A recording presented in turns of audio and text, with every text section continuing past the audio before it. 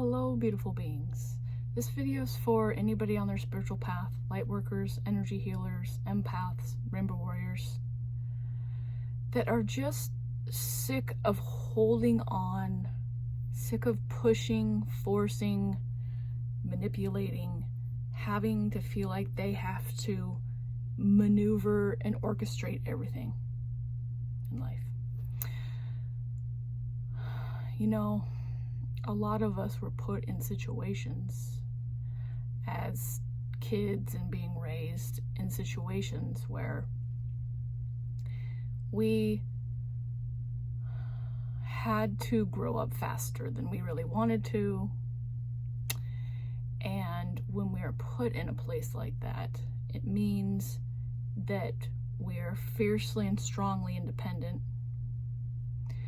We're used to doing it all ourselves. We probably had to be responsible for other siblings or looking out for them, probably an older child. Our parents were maybe somewhat absent, and we had to step in broken homes and try to make it all work while absorbing and soaking in other people's emotions, trying to make things feel okay or normal or as best as they can while taking on other people's emotions, losing out on precious playing time as a child, developing and going out in nature and playing more, and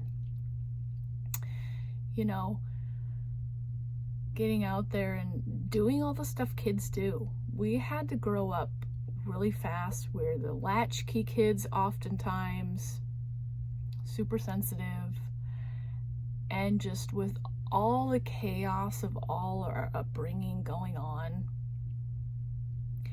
the only way we could stabilize was to control and hold on to and to manipulate and to try to form and mold everything that was coming at us, because that's how we coped. That's how we got a grasp on what we were maneuvering through. Grappling for anything. Oh, I can't trust and believe in anybody else. I gotta do it myself. I gotta take care of this person or that person, or I gotta, dad's not here or mom's not here, so I gotta fill a spot in. I gotta do these duties. I gotta take this spot. I gotta be available for the emotionally unavailable people. I've gotta push aside my emotions to make space for theirs, to process theirs, because I don't want to feel the discomfort of the dysfunction going on around me.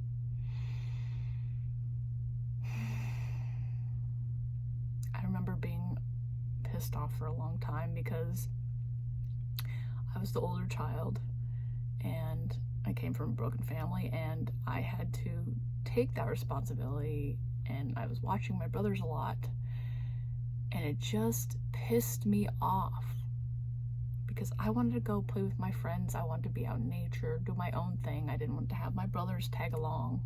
I didn't want to have to stay home with them. I didn't want to have to clean. I didn't want to have to take on all these responsibilities way too early on. So I was pissed for a long time. And I just was doing it all myself for a long time and didn't ask for help. Just I'd use laughter as a coping mechanism, which was actually one of the better aspects. I would make jokes about a lot of things. Like, I remember a couple times too, like my brothers got in trouble and I just laughed. I don't feel like I was able to have a, sibling rivalry exist, but I felt like I resented my brothers on a different level because I had to care for them a lot. And so, like, it wasn't until I was much older that I was able to have a decent relationship with them or even open up to that. And even now I find with my husband and my daughter that the sibling rivalry stuff comes up, and I don't want to share things because I had to share so much that I'm just like, mine, my precious, leave me alone. It's ridiculous to listen to, but it's just like patterns that are like, okay. And so I've really had to learn how to be more sharing. My 9-year-old daughter probably shares better than I do. You know, I forgive myself. I do. It just gets to a point on your healing journey where you just take a look at all this. Like the last year, I just really observed how anything that didn't seem positive or went along with how things should be, I would just try to manipulate or force or change or comment on. And I was just really taking a look at like how much I try to make the discomfort feel normal by manipulating situations and trying to control things and holding on and forcing and pushing. And I'm just like, it's like the last month I just like thrown in the towel, and I'm like, I'm done. I don't want to do any of that stuff anymore. It's heavy. It's hard. It's consuming. I want something better, something different. And it turns out it feels like it's the right move in my manifestation stage anyway. Just hyper-focused and obsessive thinking on my desires and my manifestations. I'm thinking that I'm just investing all this positive focused time on my manifestations, but it's an obsession. And I see that pattern from my childhood, where I would fixate on the things that I liked and I'd hold on to them for dear life because then I'd have to go back into responsibility, and I didn't want to. And so I've used my manifestations as like this crutch and stuck in this loop of where I would just like hyper focus on them. And you know, the universe is like, you're really close to making a lot of beautiful things unfold for you, but it's not gonna happen holding on, forcing, pushing, making happen. And I finally am to the point where I'm just ready to free fall. It's rapidly going, like the shit that I'm just not caring for anymore is life changing. Like in moving through situations that would be challenging, like I might have a moment where I'm like, ah! And then I'm like, whatever, I'll find a way to navigate it. I don't have any energy to give to things that aren't uplifting to me anymore. I don't want to, and I just don't wish to feed into the things that don't light up my soul. I want more ease. I want more flow. I want more peace. I want more surrender. I want to fall back and just be the radiant, feminine, loving, nurturing, gentle person that I know deep down I am. But she's just been, it's like the beautiful masculine armor had to close in around her, like in this metal coffin. It had to grip all around her and cover her up into that and not let her shine, because it's just been, this is how it was taught to protect the beauty within there, is to close it down, shut it down, and just try to control and use structure and force things. And so that beautiful masculine energy that I know that, you know, is a beautiful part of me has gotten wildly out of control, and I've had to, she has to like hold his hand and be like, just let go, it's okay. I like to look at them as two different characters because it gives me a perspective to navigate through and maybe feel what each one's feeling like. And so when I can just like, oh, he's coming out and he wants to protect, but there's nothing that needs protecting right here. And she will go and hold his hand and help him unfurrow his fist and relax his hand. So it's like this process of unfolding together. I've never really felt like my masculine and feminine energy have ever been aligned. It's always been one higher than the other, and they're like oscillating and fighting for space. And I even see this in like just how my physical body is. Like when I'm standing, I'm never just standing on both feet. It's like one hip or the other. I'm always oscillating, and I'm like, why? Because my energy, I mean, that's not the only thing. I can see it in many different things, but I notice how our body language speaks $1 million. And so I just know that body language is telling me that they're not in alignment. I can literally feel the energy channels on each side when one is like passionately in their other energy and the other one's not able to come in. It's when you bring them together to create that full unity. And that's really what I'm working towards. Having the boundaries, having the protection, healthy boundaries, feeling safe, but then letting the light shine through, surrendering, being gentle and compassionate, letting go and just relaxing and knowing it's all coming. You are the magnet. That is my next stage here, and that's what I'm working on. And it just feels so good, like as it just continues to slump off.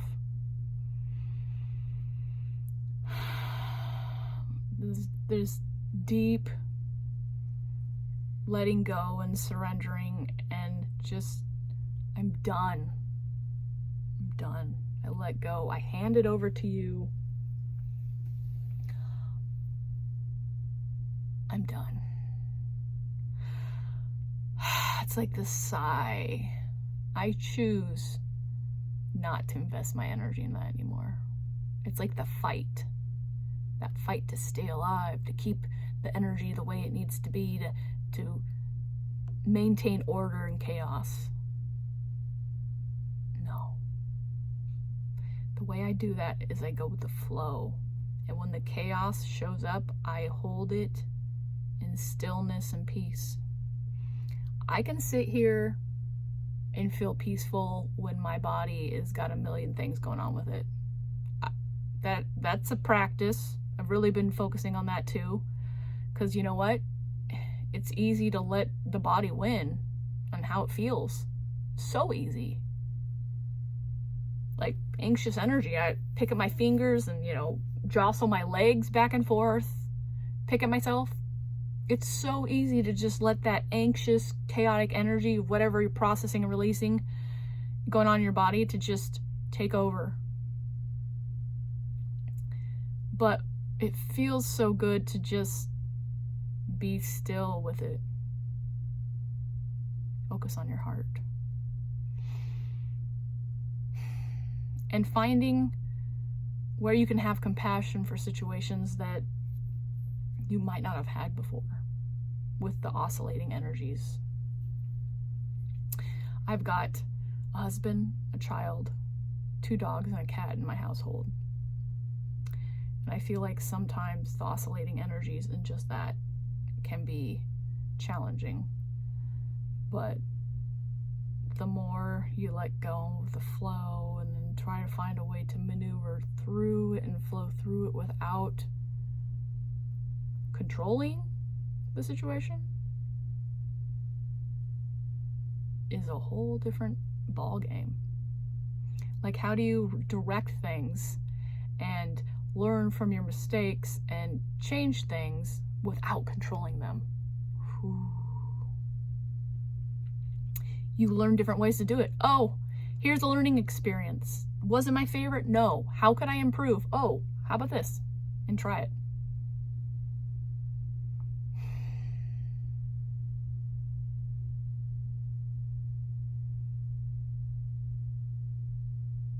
having a lot of compassion for yourself. I've been doing this, a lot of programs or webinars from different people. They just all popped up at once of like clearing old beliefs and old energies. And in itself, with stuff like that, it's gonna start, you know, moving energies in your body. And I've just observed how my body moves, or what things are moving, what they're doing. I haven't allowed them to take control. Although I do find that sometimes, before you even realize it, that shark or that biting dog will just like jump out randomly and like try to lash out at somebody, and then you're like, oh, whoa, I didn't know that was there. Like, even before you could even think, it just hits so fast. And then I'm like, okay, this is where I'm at. And that's wasn't my favorable outcome, but I'm just gonna let it go. I'm just gonna let it go. Just gonna let it all go. I don't care. It doesn't matter. I'm just gonna let it go. Because now that I've started feeling into this peace and this relaxation, nothing else is more important. It feels so good. Like, I think 2 days ago, after a clearing, and I just sat there and let old energy release with everything open and relaxed. My body was relaxed, and I just kept focusing on my heart and keeping my 3 lower energy centers open so things could dissolve. And after it happened for like a couple hours, I just felt light and expansive and peaceful and relaxed. And I have not felt a lot of that lately in the last several years. And that really told me something about how I had been operating. Granted, the last few years I've been really heavy on the healing work, so it's probably more amplified from that. But even before that, I was just giving away so much of my energy to things that were just like not worth it. Not worth it. When you start getting a little bit of that peace, that lightheartedness, that love for yourself, the more it's contagious, and you're just gonna be like, I don't care. I'm gonna let it off. I'm gonna let it go. Let it go. Let it go. Let it go. Let it go. Let it go. Go, go, go, go, go, go, go. And then I'm like, wow. I'm amazed at how much I could let some of this stuff go now, when it was so hard before. It's wound so tight. I never thought I was wound that tight. Honestly, I was a free-flowing, funny person. Laughing with people, joking, but underneath, so much tension and anxiousness just there. Just begging to be dealt with. No wonder I just never felt like I was where I wanted to be. I always knew there was something better, but it was out of reach until probably about in 2021, when I really committed to meditating every day and journaling and working on myself pretty hardcore.